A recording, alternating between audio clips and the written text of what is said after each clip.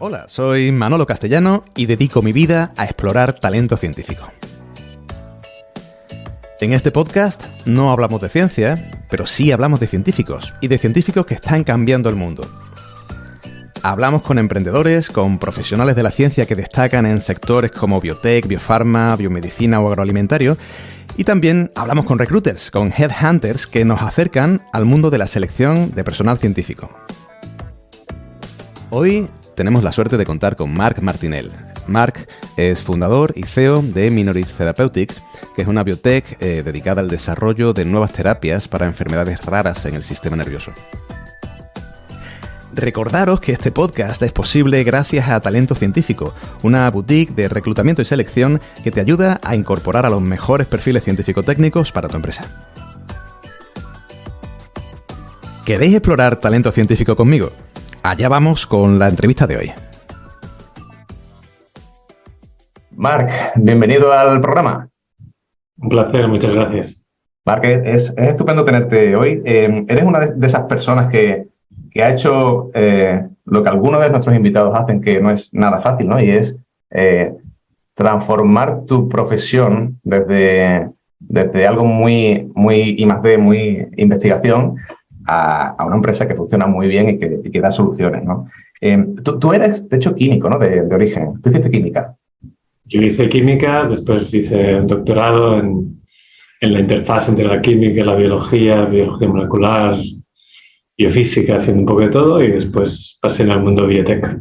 Vale, pero cuando estabas tú haciendo la tesis doctoral, ¿que la hiciste en la Universidad de Barcelona? Sí, en la Universidad de Barcelona, después estaba en el Parque Científico de Barcelona. Sí. Si te hubieran dicho entonces que tú ibas a liderar una empresa como tu actual Minorix, te lo hubieras creído, ¿no? Hombre, que Minorix llegaría tan lejos, no sé, no, quizá no, pero que la inquietud de algún día estar en el mundo biotech y en algún momento liderar algún proyecto, eso sí que ya la tenía. Sí, ¿no? Desde siempre, o sea que eso no fue novedad, digamos. Vale, pues o sea, entonces tú cuando estabas haciendo incluso la tesis doctoral, sabías que a lo mejor la senda académica no era lo tuyo y que ya tienes tú otros pensamientos, ¿no? Sí, eso lo tenía claro, que quizás los 2 primeros años de la tesis menos, porque estás más... Pero tenía claro que la carrera más, digamos, académica no iba tanto conmigo y que me gustaba más el mundo biotech y desarrollar fármacos y este sector. ¿Eso tienes a personas alrededor que te vayan dando señales? ¿Es algo que se lleva adentro de antes y realmente sabes que explota antes o después? Porque entiendo que en el día a día de tu investigación tampoco tendrías tanto tiempo para ponerte a pensar en cómo crear un modelo de negocio, ¿no? No, claro, cuando Minorix no la creé al salir de la universidad, tampoco salí de la tesis. Estuve unos cuantos años en otras biotechs, en Horizon y en Cristax, y entonces eso ya me dio oportunidad de ver más de cerca lo que era una biotech y empezar a pensar en ese momento. Es cuando ya te empiezas a concretar esa idea de hacer algo más específico, ¿no? Porque hasta ese momento era algo muy etéreo, si quieres, ¿no? Eso es cuando estaba en la biotech. Antes, en el grupo de doctorado, pues la verdad es que es un grupo que ha sido muy prolífico en emprendedores. O sea, que imagino que algo tenía ese grupo, claro, a nivel del ambiente que había ahí, el director del grupo, que era Ernest Giral, que hacía que todos salíamos con una mentalidad ya un poco emprendedora, que es básicamente también esa tenerte que espabilar. Y bueno, no es como tener un jefe de grupo que te anime a hacer algo que no sea exactamente lo que estás haciendo. Sí, bueno, ir un paso más allá y entonces, bueno, en ese momento es en el entorno más científico y explorar sin miedo, ir más allá. Y entonces cuando estás en el mundo profesional, pues eso no deja de ser el hecho de ser emprendedor, ¿no? Pues claro, es lo mismo. Oye, ¿en Horizon qué hiciste? En Horizon, yo estaba primero en Cristax, que después se fusionó con Horizon, y estábamos en el grupo de Drug Discovery de Horizon. Trabajé en estas moléculas que tienen ahora en clínica y sobre todo haciendo estudios, lideraba el grupo que hacíamos estudios de entender cómo funcionaba la molécula, a nivel de mecanismo de acción también, También buscábamos nuevas dianas terapéuticas, este tipo de temas de biofísica, un poco de todo. Y tú ya por aquel entonces, bueno, no hace tantísimo, pero en ese momento tú ya tenías claro que eras capaz de liderar una empresa nueva, un proyecto nuevo, o eso viene un poco más con el tiempo. ¿Tiene que pasar algo para que eso ocurra? No, la sensación de tener la capacidad no la tenía en ese momento. Tampoco la tenía cuando fundé Minorix, tampoco la tenía cuando llevaba 5 años con Minorix y tampoco, así como que cosas tampoco lo tengo ahora. O sea, para las cosas que ya hemos pasado me siento más cómodo, pero yo creo que todos los emprendedores, al menos los que somos first time, siempre tenemos ese punto de sensación de que no estamos suficientemente preparados. Al menos yo la tenía esa sensación. Ya estando en Cristax, la inquietud para hacer esto algún día ya la tenía y tuve la suerte de que los que dirigían Cristax, como Joan Aimami, que también es cofundador de Minorix, pues me daban bastante cancha a nivel de temas más business, digamos, y para entender cómo funcionaba con los inversores, etcétera. Y por lo tanto siempre había tenido ese punto de inquietud de hacer algo, ¿no? Obviamente con esa sensación de que, bueno, quizás no estoy preparado, quizás necesito hacer algo más, quizás necesito hacer un máster, vete a saber. Hasta el día que llega el click, el proyecto ese que dices, ostras, esto me gustaría hacerlo. Al principio un poco dubitativo en el sentido de decir, bueno, me gustaría hacer esto, pero es que no estoy preparado, necesito un tiempo y formarme. Pero que el proyecto empieza a coger forma, dices, oye, es que no quiero esperarme a formarme, yo quiero hacerlo ya, ¿no? Y entonces te lanzas con lo que tienes y te vas formando por el camino. Cuéntanos cómo es ese lanzamiento. Es que yo sé que los emprendedores lo decían así como si fuera algo natural o sencillo, pero tiene su historia. ¿Cómo lanzas tu Minorix? Bueno, yo, Minorix, la inquietud de Minorix es de estar en enfermedades minoritarias o huérfanas o raras, depende de cómo las quieras llamar, pero viene de que por experiencias personales en el mundo de enfermedades minoritarias, pues me surgió una inquietud y un interés en esas enfermedades y tenía, digamos, un vínculo más emocional con el tema. No, nada que ver con las enfermedades concretas que hacemos hoy, pero eso ya estaba ahí. Entonces coincidió en el tiempo con una cosa que se llama la Maratón de TV3, que es un programa local que cada año se dedica a algún tema científico, a recoger financiación, y en 2009, hace ya muchos años, iba sobre enfermedades minoritarias. Y realmente fue ese día sentado en el sofá de casa con mi mujer, le dije, oye, para dedicarme a cáncer y a enfermedades neurodegenerativas prevalentes, que es lo que hacíamos en Horizon en esa época, que está muy bien y hace mucha falta, pero hay un montón de gente que hace eso. Entonces me dices, pues quizá no, en cambio aquí hay una serie de enfermedades donde no hay nada directamente ni nadie haciendo nada directamente, en muchas de ellas, ¿no? En otras sí. Dije, ¿por qué no me dedico a esto? Y mi amigo me dijo, oye, perfecto, adelante. Eso es como un clic. Ese fue el día. Después, a partir de ahí, dándole vueltas, charlando, haría esto, haría lo otro, y explicándoselo pues, a mi mujer y dándole un poco el rollo cada vez. Y ella me decía, oye, pues no hables tanto y haz alguna cosa, ¿no? Empieza por algún sitio, ¿no? Porque tampoco no has hecho nada. Y ese proceso fue casi un año de darle vueltas en mi mente, digamos, y al cabo de un año redacté en una libreta mi primer plan de negocio hiper sencillo, ¿no? De lo que quería hacer y cómo, muy, muy básico.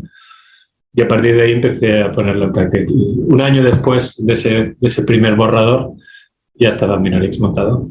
Pero bueno, pero claro, tú hiciste el plan de negocios porque sabías cómo hacer un plan de negocios. No, realmente no. No. Yo tuve que formarme y entonces ahí tuve mucha suerte porque pude participar. Bueno, primero iba a todas las conferencias que podía, eso que me enteraba y cualquier curso pues iba. Y después aquí teníamos un programa que se llamaba, aquí en Barcelona, había un programa que se llama Bioemprendedor 21, que ayudaba a proyectos en estadio muy preliminar a desarrollar un plan de negocio. Entonces, proyecto de 6 meses, donde había estas sesiones presenciales, interacciones con mentores, este tipo de programa que ahora ha habido otros. Y a mí me fue extremadamente útil. Entre otras cosas, en el programa coincidí con lo que fue otro de los fundadores de Minorix, Xavier Barril, que estaba con otro proyecto y tenía una tecnología. Al final decidimos juntarlo todo para usar su tecnología en el campo de las enfermedades minoritarias. O sea que ya solo por eso ya valió la pena, pero fue un proceso de unos cuantos meses donde fue muy importante esto y también hablar con mucha gente, científicos, médicos, abogados, gente de propiedad intelectual, inversores, para ir dando forma a esa idea, a escuchar mucho y hacer un primer plan de negocio, que obviamente cuando lo lees ahora, pues bueno, lo miras con simpatía, ¿no? Pero todo bien, es parte del proceso. Con añoranza también, ¿no? Marc, bueno, todo esto era mientras tú estabas en Horizon, ¿no? Sí, también tuve la suerte que bueno, en la parte más del principio era algo totalmente exploratorio, ¿no? Yo tampoco no comuniqué nada a Horizon. Cuando lo empecé a ver claro, hablé con Horizon y dije, oye, es que me gustaría hacer eso de aquí no mucho tiempo y en ese sentido Carlos Buesa pues, se portó genial y me ayudó y me permitió estar un tiempo, pues bueno, en este periodo más de transitorio y nos muy bien. Es importante eso, ¿no? O sea, no pensar a priori como obvio que el tú cambiar de proyecto profesional significa que estás como, bueno, pues renunciando a lo que estás haciendo ahora, ¿no? Y yo creo que incluso hay personas, muchos que vienen del mundo también, incluso investigador, que tienen como ese respeto al cambio, ¿no? Y al no dejar tirado, ¿no? Como se suele decir, al proyecto actual. Y mi sensación, no sé si tú lo compartes, si quieres emprender algo, posiblemente necesitas apoyos en absolutamente todas las partes de tu vida, porque es lo suficientemente difícil como para que no funcione si no vas seguro, o sea, si no estás con fuerza, ¿no? Y esa fuerza se consigue posiblemente con personas, ¿no? Con personas que te apoyan. ¿Tú crees que se puede emprender algo diferente si no tienes ese apoyo a tu alrededor? Tanto en la parte personal como en la parte profesional. Es difícil, es difícil. Yo en mi caso seguro que no, en mi proyecto seguro que no, porque al final hay muchas pequeñas cosas que hay que alinear y no es que haya gente externa que haya tenido un papel trascendental en la creación de Minorix y en que tire adelante, pero sí que hay mucha gente que ha tenido un papel importante aquí, un papel ahí, y sin todo eso no existiría, o sea que es como una constelación de gente alrededor que, bueno, que te aporta ese granito de arena, pero es que sin eso no vas al siguiente, ¿no? Y por lo tanto, al final sí que acaba siendo muy importante y yo creo que es lo bueno, tal vez de la situación que estamos viviendo aquí en el entorno de Barcelona, que en el tema biotech ha habido una transformación increíble desde que estaba en la época de CRISPR y Horizon, que eran 4.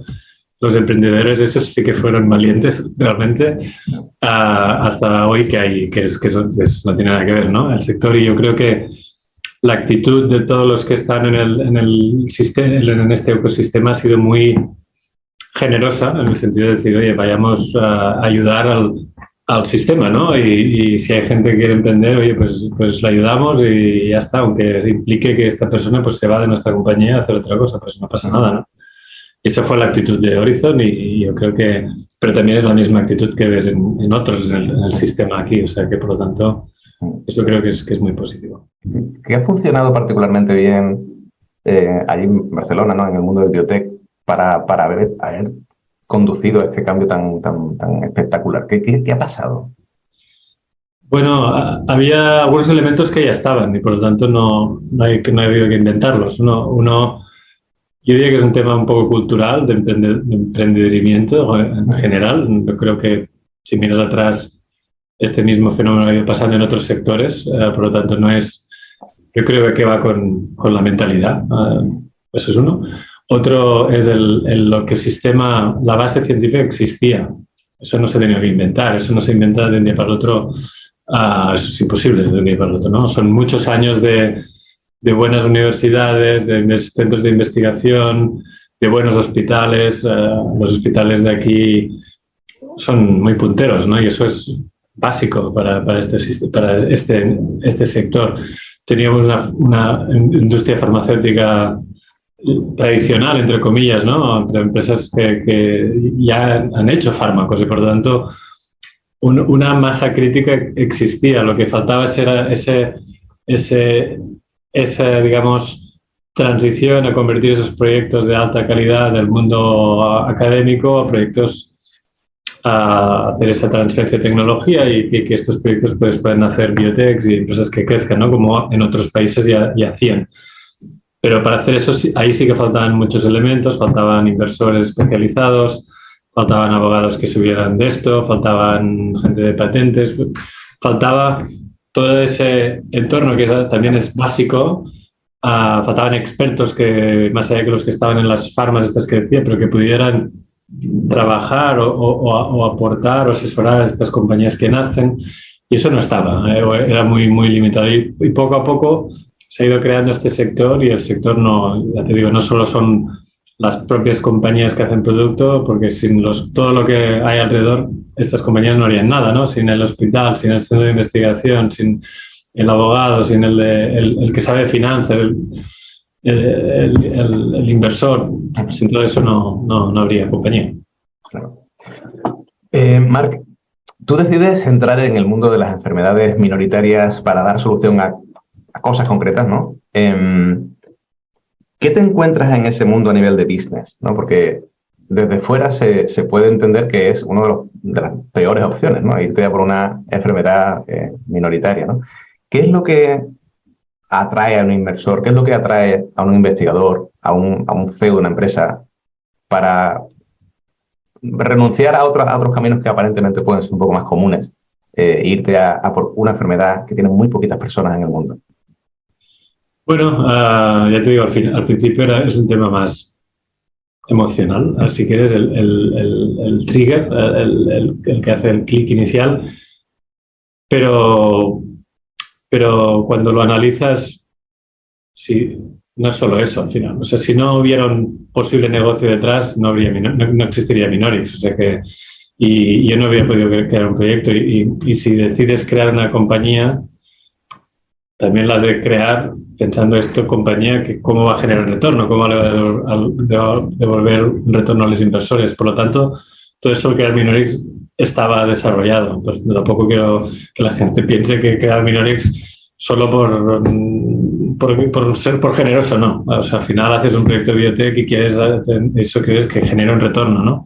En un sector donde es cierto que hay mucha menos investigación, un sector que también es verdad que una compañía que se dedica a enfermedades raras o un fármaco de enfermedades raras, pues no va a ser un superventas como un fármaco para Alzheimer, eso está claro, y que un proyecto, si al final una compañía alguien la acaba comprando, pues tampoco se va a tener el mismo impacto. Pero, dicho esto, el volumen de financiación que necesitas también es otra escala. Porque cuando tú haces una investigación en diabetes, pues acabas haciendo estudios en miles de pacientes, eso tiene unos costes. Cuando haces estudios en enfermedades menos prevalentes, los estudios son en centenares de pacientes. Entonces eso tiene otra escala. Entonces, por lo tanto, cuando lo analizas bien, el retorno de la inversión pues ya no es tan distinto. Y por lo tanto no está puede acabar siendo un buen business case para un inversor, siempre y cuando estés tratando enfermedades que sean severas, donde no haya un tratamiento, donde tu posible aportación a tu producto tenga un impacto importante. Todo esto debe estar ahí. Tú podrías estar en otros sectores, otras enfermedades más prevalentes, pues con un proyecto que hace una ligera mejora respecto a otro, o uno que es muy similar y es una cuestión de posicionamiento en el mercado. Todo esto se puede hacer en enfermedades más prevalentes y hay muchos proyectos que es eso.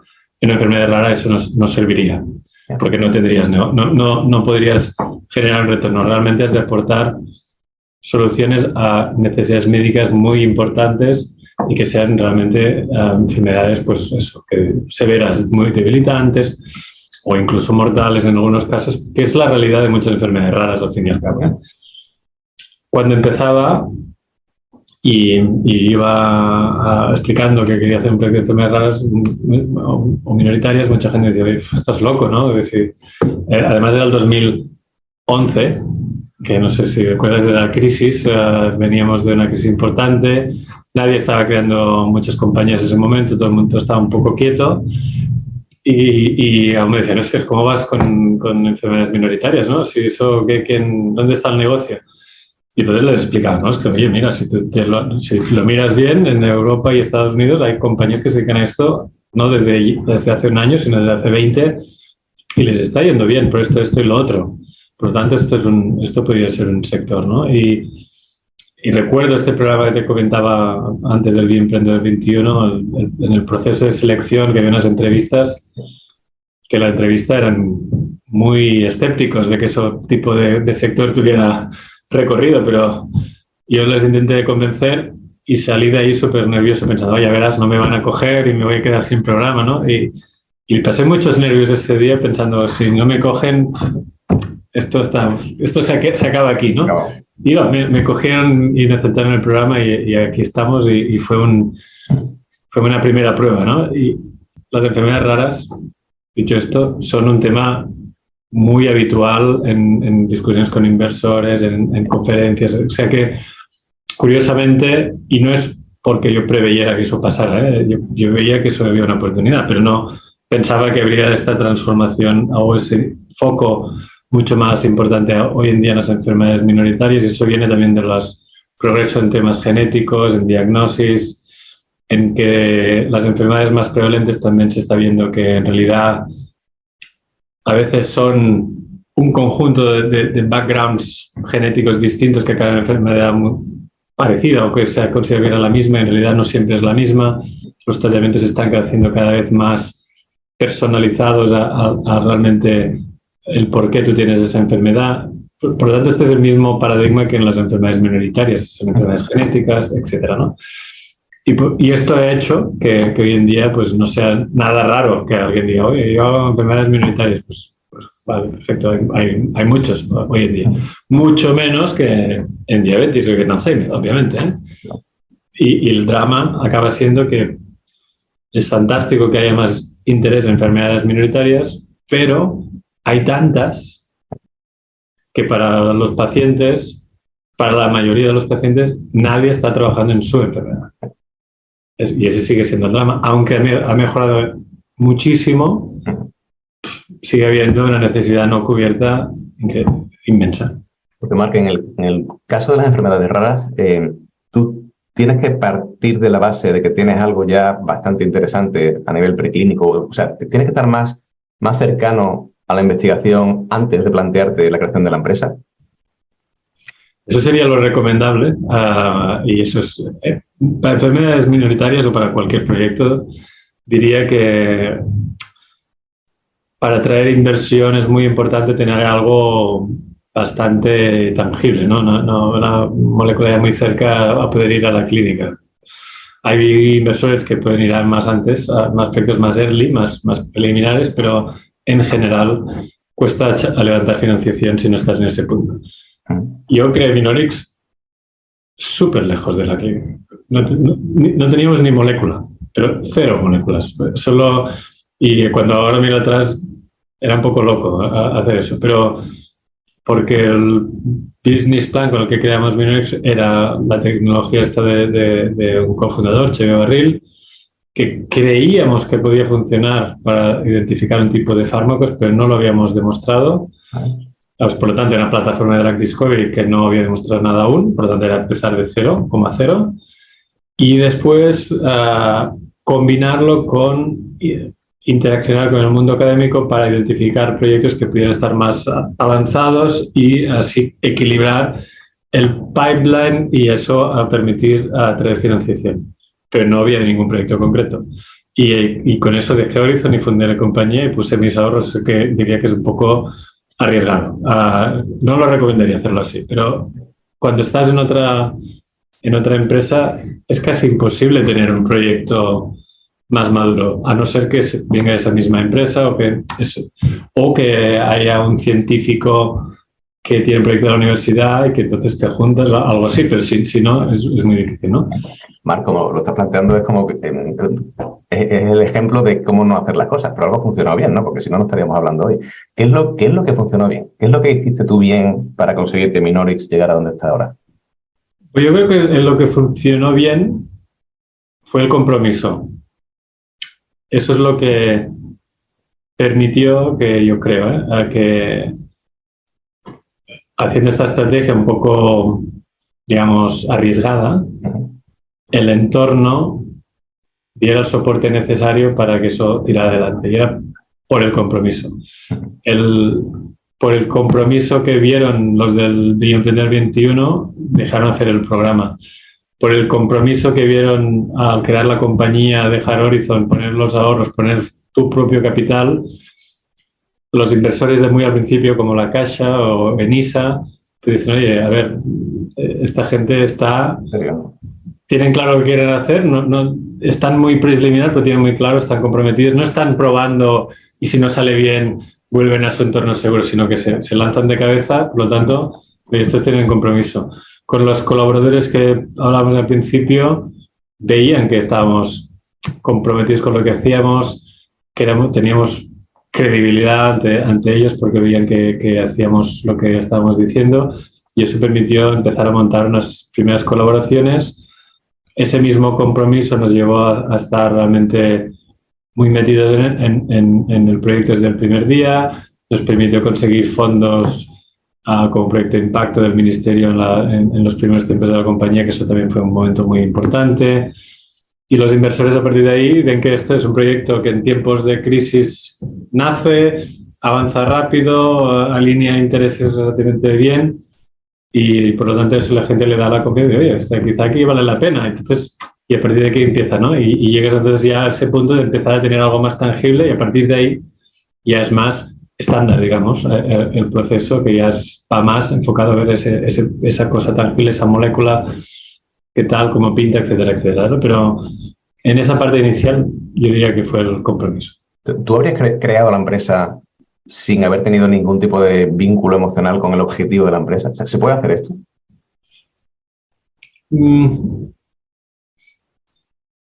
Se pueden crear empresas sin vínculo emocional, yo creo, porque si no, no habría tantas empresas, porque no, al fin y al cabo, ¿no?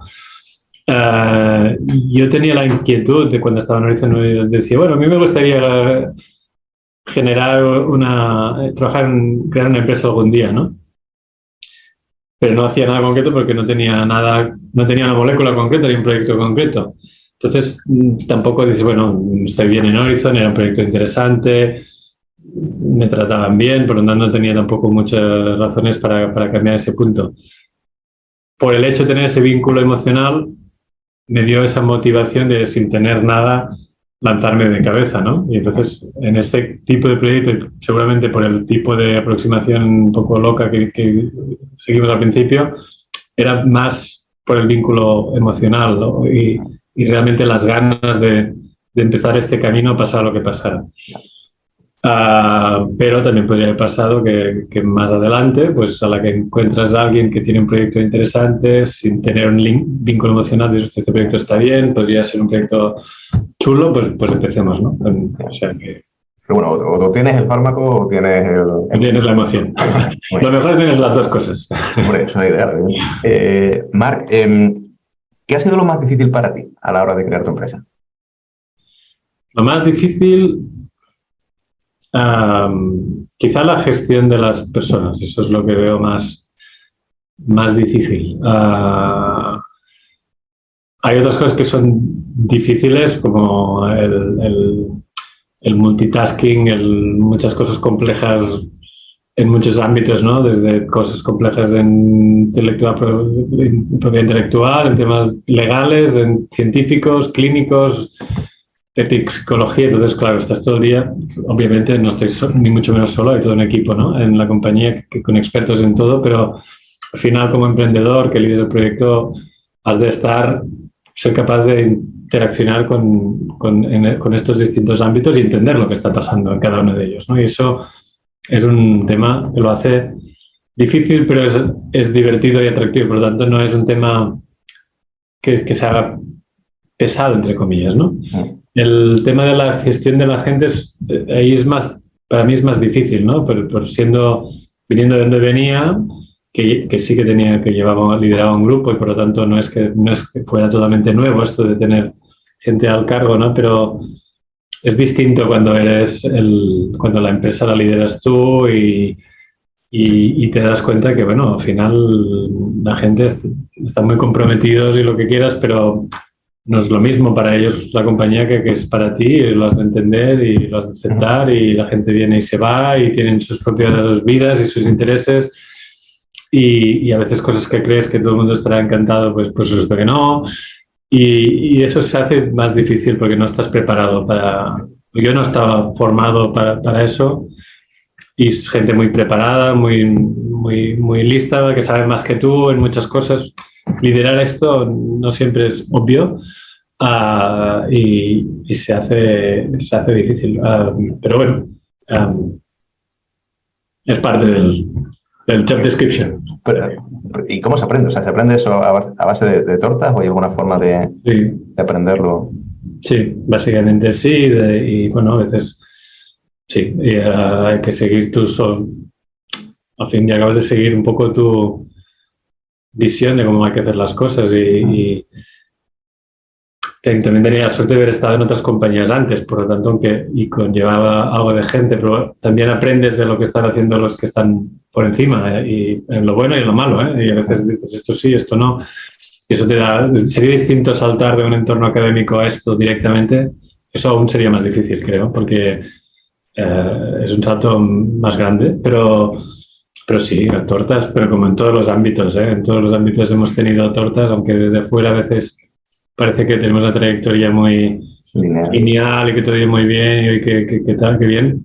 Pero esto es el Dragon Khan y hay muchos errores por el camino. Y bueno, te hago la pregunta al revés. ¿Qué traías tú de serie ya para convertirte en un CEO exitoso? De las 1000 competencias que necesitas para que las cosas funcionen bien, ¿cuáles tenías tú ya por venir de un bagaje más de investigación, un doctorado, etcétera? Bueno, yo aún me considero investigador, pero empecemos por ahí, no he dejado de serlo, y al final una empresa biotech que hace un fármaco, el 95% de lo que hace es investigación.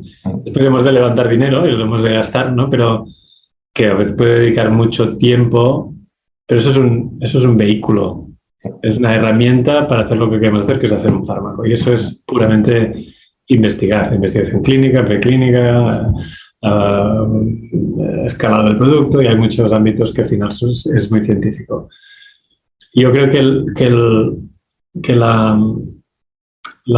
el aspecto que más me ha ayudado y que viene también de la formación que tuve en el doctorado, que fue muy multitasking en muchos ámbitos distintos, pues si no sabías producir proteínas, pues oye, te vas y aprendes, ¿no? Y lo haces después. No sabías hacer de resonancia, pues lo vas y lo aprendes y después lo haces. Y entonces eso te da un poco esta perspectiva de decir, vale, pues tengo ahora que entender de esto, ¿no? Que es biofísica. Y digo, vale, pues te lo entiendo. Ahora tengo que entender biología molecular, bueno, ¿me entiendes? Y bueno, eso transportado al ámbito de la empresa, pues es decir, oye, ahora tengo que meterme y entender qué está pasando a nivel legal, ahora qué está pasando a nivel, qué le ha pasado a ese ratón del estudio toxicológico que te están explicando, cuál es la consecuencia de eso que te están explicando. O tenemos que diseñar un estudio clínico, o la estadística. Obviamente hay estadísticos que nos ayudan y tal, ¿no? Pero has de entender lo que estamos haciendo, ¿no? Y es esa, digamos, capacidad de interactuar con entornos muy distintos, entenderlos y comprender lo que te están diciendo y tomar decisiones al respecto. Creo que es la principal. Claro, pero al principio yo entiendo que tú empiezas con la empresa, tú tienes tu visión del mundo, tu visión de la biotech, tu visión del objetivo, empieza a crecer, empieza a funcionar y empieza a haber, bueno, pues personas que se adhieren al proyecto, ¿no? En el 2022 entran la Caixa, ¿no? Y Columbus Venture, ya tienes una serie C y hay personas que no tienen, o sea, no vienen del mundo de la investigación, que empiezan a formar parte de la empresa, con una visión diferente, ¿no? De cómo funciona el mundo, de cómo funcionan las empresas. ¿Cómo se vive esa transición, ¿no? Del yo tener que decidir todo porque he empezado desde cero, a ya esto es un equipo, ya hay visiones diferentes, con objetivos diferentes? ¿Cómo se vive eso? El click no ha sido tanto en el 2022, ¿no? Porque en el 2022 han entrado más inversores como Columbus. Caixa ya estaba desde muy al principio.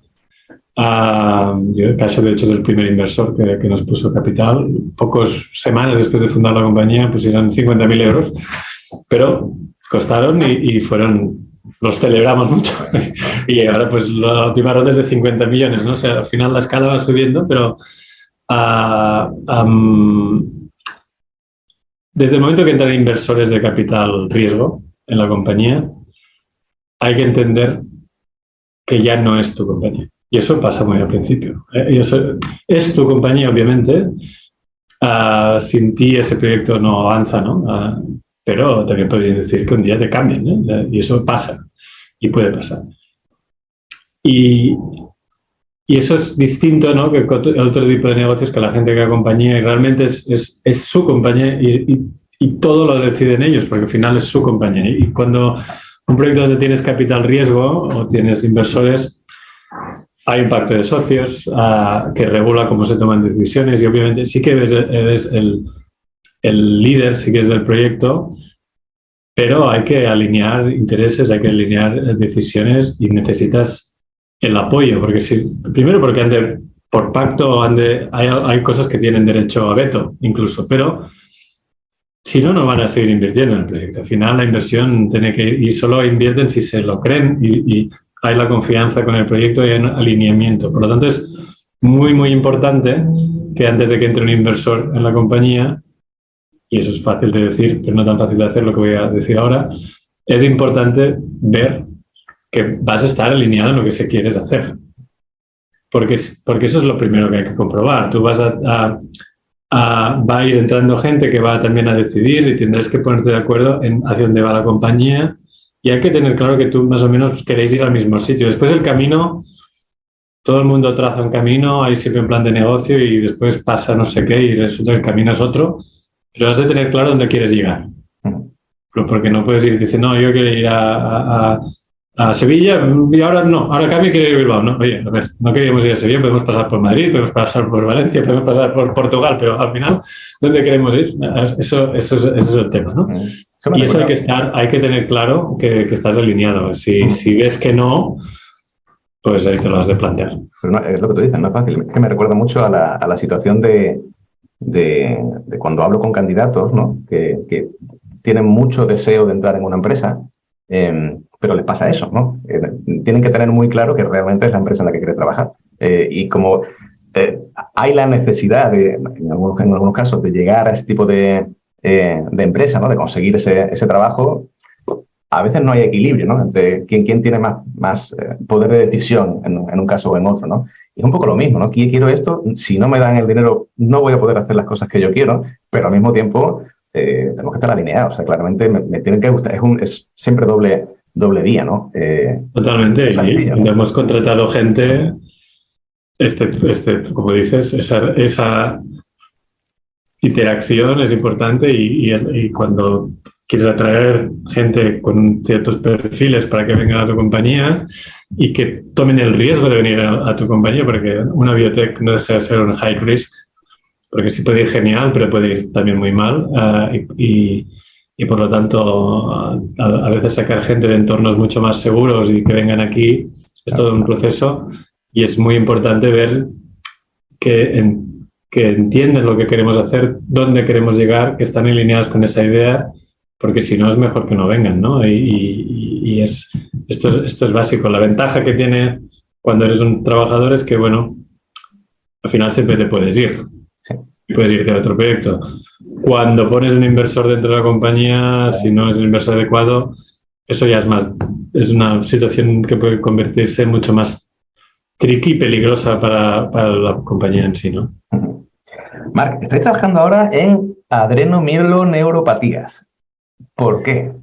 Estamos trabajando en adrenoleucodistrofia, que es una enfermedad donde los pacientes, cuando llegan a los 20-30 años, desarrollan adrenomieloneropatía, que es una forma crónica de la enfermedad que afecta a la función motora y porque afecta a la médula espinal.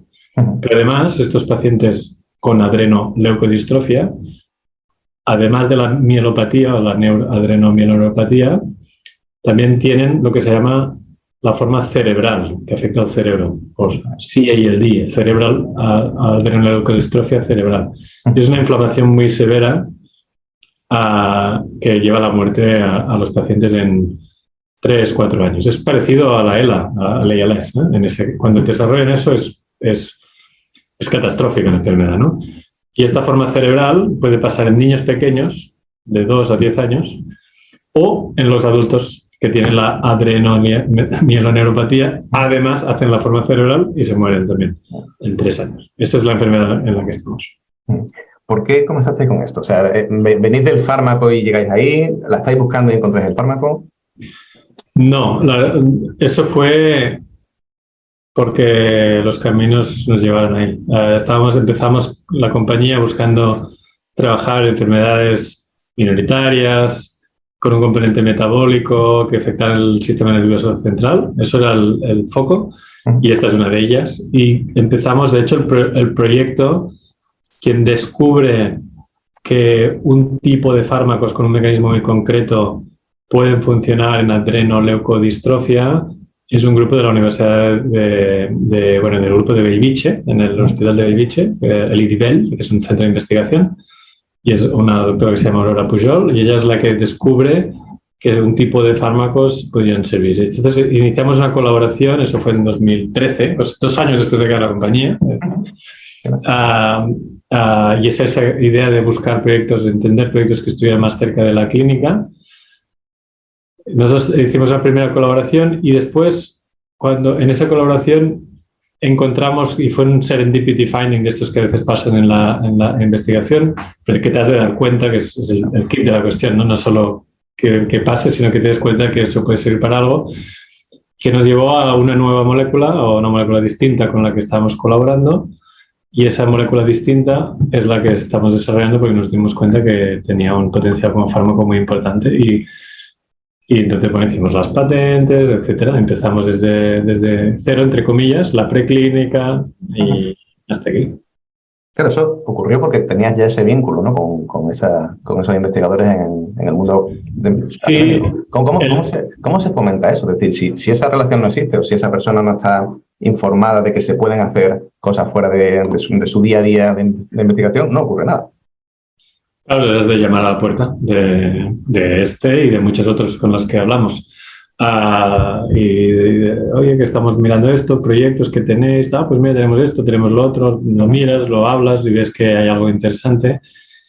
Y ya te digo, después, mira, encontramos que había esta posibilidad de otra molécula distinta. Después la cuestión, porque esto nos lo preguntan muchos inversores, ¿por qué ALD y no otra enfermedad? Porque realmente el fármaco con el que trabajamos podría servir para adrenoleucodistrofia, que es donde estamos y estamos muy avanzados, pero también puede servir en otras enfermedades neurodegenerativas, ¿no? Y nos preguntan por qué habéis empezado por ALD. Y aquí hay este componente más histórico, pero también cuando lo analizas, la adrenoleucodistrofia es una enfermedad muy severa, donde no hay tratamiento farmacológico, donde las investigaciones que había cuando empezamos nosotros eran muy pocas.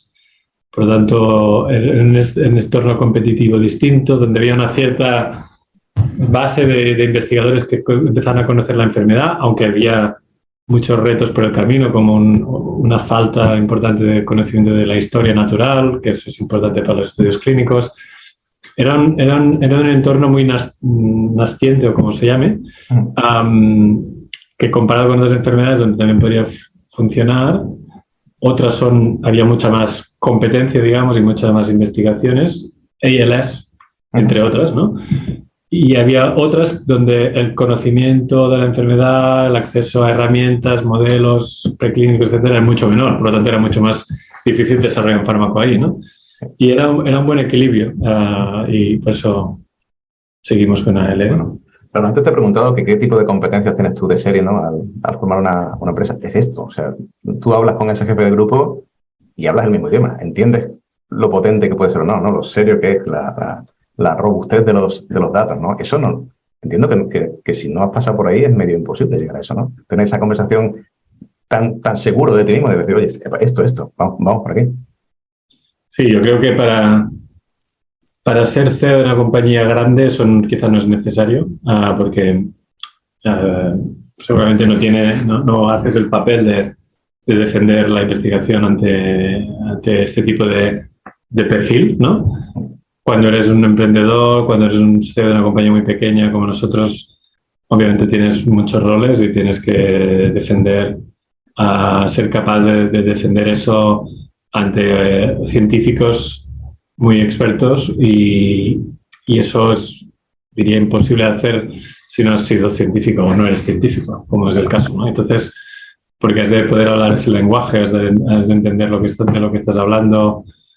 No hace falta ser médico para hablar con un médico, pero has de ser creíble y han de ver que sabes lo que estás explicando, ¿no?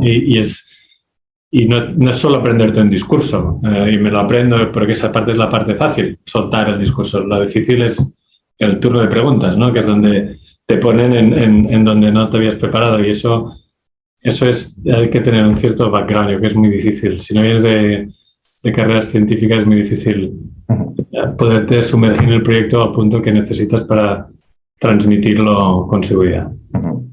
Oye, Marc, ¿cómo es un día normal en la vida de Marc Martínez? Tú te levantas por la mañana con un café. Sí, bueno, muy normal, no sé nada especial. Tengo 3 niños. Cuando puedo los llevo al cole 2 o 3 días a la semana, normalmente más bien 2. Algún día los puedo recoger, pero me gusta hacer deporte cuando puedo y estar con mi familia y los amigos también cuando puedo.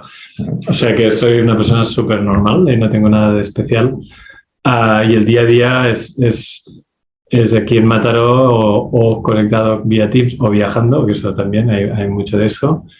Pero es hablando ahora con uno, ahora con otro, ahora estamos discutiendo el estudio clínico tal, los resultados de cuál, ahora los inversores, ahora toca temas de partnering con la compañía, ahora toca, que es ese multitasking que decía al principio, ¿no? Es entretenido en este sentido. Pero ¿ya has notado mucho cambio en tu conciliación después de pasado muchos años siendo CEO? O sea, ¿cómo ha cambiado tu vida a nivel de poder conciliar familiarmente teniendo un puesto ya de tanta responsabilidad? A ver, ser CEO es un compromiso importante y requiere tiempo, trabajas bastante, viajas de vez en cuando. Hay épocas que ha sido bastante intensivo los viajes, antes del COVID sobre todo. Y por lo tanto eso tiene un impacto familiar y eso es importante, que tengas el soporte familiar, ¿no? Y en ese caso, pues de mi pareja que estaba alineada, que también trabaja, pero digamos que puede tener un nivel de conciliación familiar superior, ¿no? Y eso es básico. Dicho esto, hay que procurar no perder de vista que si solo trabajas, pues ¿para qué, no? O sea, que yo intento, dentro de lo posible, seguir estando en el día a día, y la ventaja que tienes, ¿no?, es que sí que trabajas mucho, pero tienes un nivel de flexibilidad que oye, no estás ahí, en el extremo, digamos, no tienes que estar fichando de 8 a 6, ¿no? Sino que si un día vas al médico, si un día vas aquí, vas allá, si un día hay que hacer eso, no, si un día no estás, pero es que trabajas un montón de fines de semana, de muchas noches, no sé, que al final... ¿Y qué echas de menos? ¿Echar de menos? Nada. De tu vida pasada. Nada. Qué bueno. Encantado, sí. Repetiría Minorix sin pensármelo. Si te encontraras al Marc de hace muchos años, ¿qué consejo le darías?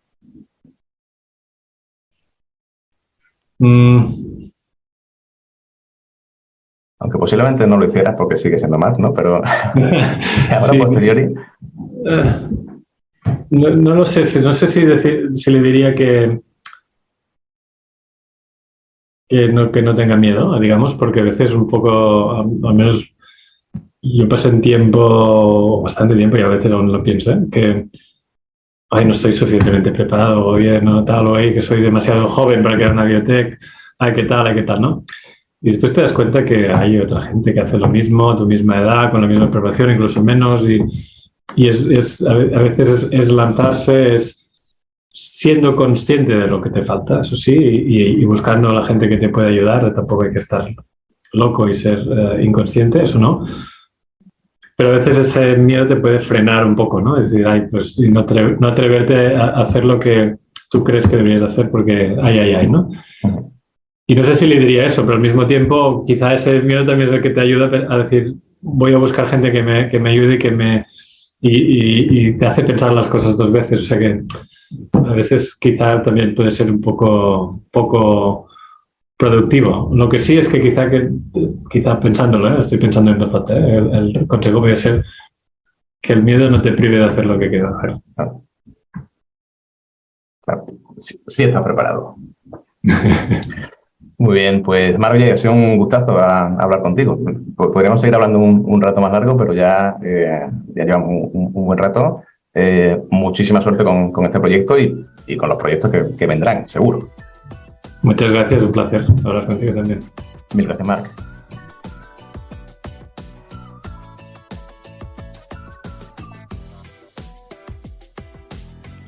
Bueno, espero que os haya gustado el programa de hoy. Sabéis que nos podéis seguir en redes sociales, donde encontraréis esta y muchas otras entrevistas y donde además tendréis acceso a ofertas de empleo de perfiles científico-técnicos.